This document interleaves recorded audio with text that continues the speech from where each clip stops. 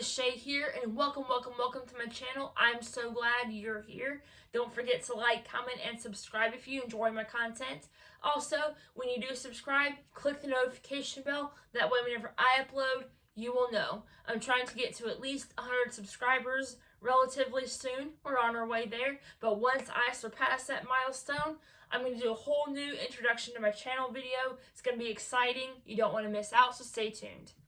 I did a video talking about Carly Fleischmann, the nonverbal autistic self-advocate. She was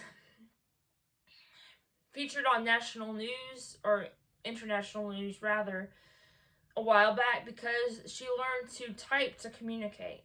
And people thought she was stupid and that she should spend the rest of her life in an institution and whatnot. But turns out she just couldn't speak. She was intelligent, but just couldn't speak with her mouth. She could type to communicate. And everyone was really wowed by that, and they should be.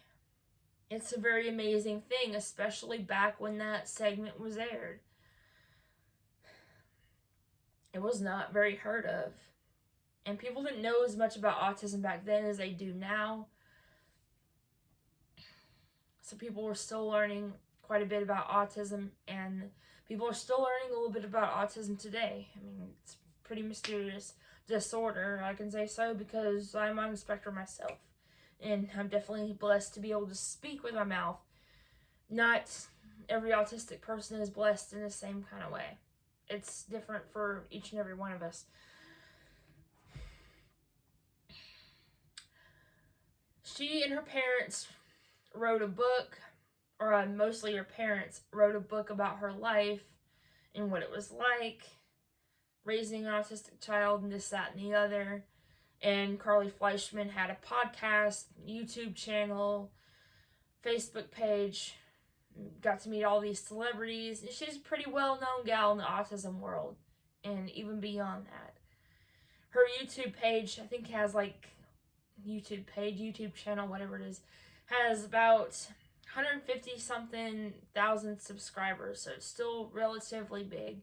Not extremely huge, but definitely bigger than mine. And she has not been heard from on social media or anywhere in about 2, almost 3 years. Ever since she came out about being sexually assaulted by her father's boyfriend, and subsequently she got doxxed, got a bunch of hate mail, and all that kind of stuff. No one should ever have to deal with that. Whoever does stuff like that is just a sorry person. Especially to someone who has had the courage to come out about being sexually assaulted by someone she knew. And to make things worse, most of the people who were her detractors are her own family members. Her own father, and probably a few other family members too. Maybe her mother, and a few others, it sounds like. Horrible, horrible people do that to your own family. That's just sick.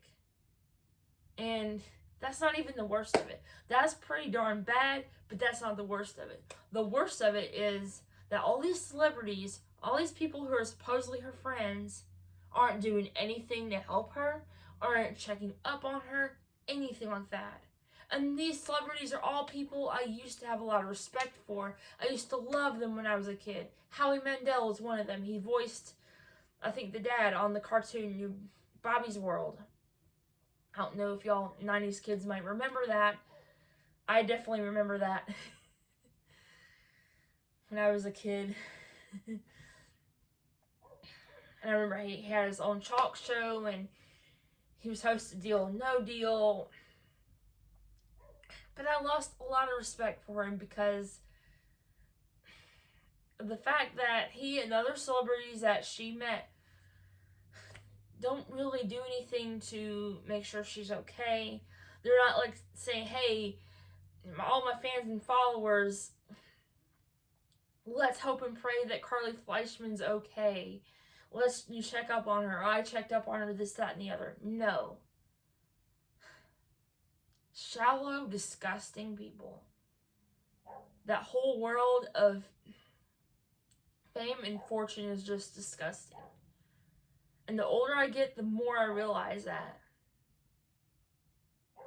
The more I realize that. And I'm just so glad that my parents never thrust me into the spotlight as a kid.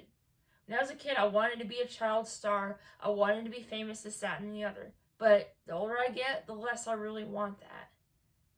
I just want to be happy and relatively successful in my life. So I definitely hope Carly is okay. I check up on her social media every so often. Nothing from her, nothing from family, anything. Anything at all. So I really hope she is still okay. And I hope that she's doing well, and I hope that if she feels like it, she gets back to social media, because she was good at that. You can tell she enjoyed doing stuff like that. She enjoyed having a talk show, even though she's nonverbal person to have a talk show. That's pretty cool. Or a podcast, rather, which is similar. Very similar. I still hope she is okay. And it sounds like, to me, her parents are narcissists. And I'm not a psychologist, but I kind of notice this the more I learn about narcissism. They play like they're these good, supportive parents in the spotlight, but I can bet you almost anything that that's not the case in real life for them. Behind closed doors, no cameras, no nothing. So it's a complete 180-degree turn. They made their child's situation about them and not really about Carly. They don't consider her at all. If they did actually care about her, they would support her. They would be very supporting of her. But they're not. They're not. They wanted to use her and just toss her out the window like a bag of garbage. But anyway, that's my update on Carly Fleischmann. I will continue to talk about her as much as possible. And get this, hardly any influencers are talking about her. No one on YouTube here is talking about her. Hardly anyone. Anyway. And that's another disturbing thing. You'd think that people who would hear about this would be completely open about it, but they're not. They don't like to be open about stuff like this. I'm going to be open about it. I do not care. I gain subscribers, I lose subscribers every single day. And if I lose subscribers or stuff like this, it's worth it. There are a million other things, a million other ways to make other channels featuring other things that I do, like gaming and whatnot. There are a million other ways that I can make money or what have you. I have a real job outside of doing this.